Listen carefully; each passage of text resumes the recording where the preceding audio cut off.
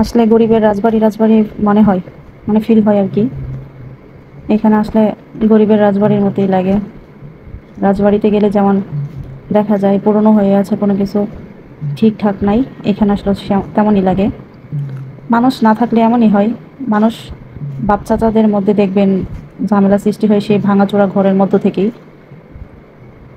তাদের কথা বলা বন্ধ হয় সেই ভাঙা ঘর থেকেই। থাকে কিন্তু উঁচু উঁচু বিল্ডিংয়ে, শহরে গিয়ে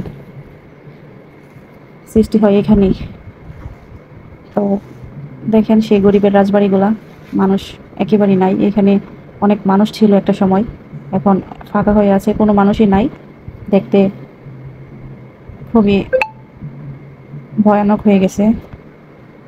রাত হলে তো এখানে যাওয়াই যাবে না।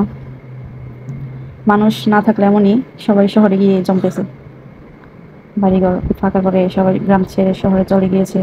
আমার মনে হয় মাঝে মাঝে নিজ বাড়িতে আসা উচিত, নিজের ঠিকানায় আসা উচিত।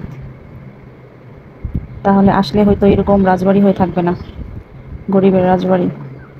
তো সবাই ভালো থাকবেন, সুস্থ থাকবেন। ধন্যবাদ, একটা লাইক দিয়ে যাবেন। আসসালামু আলাইকুম।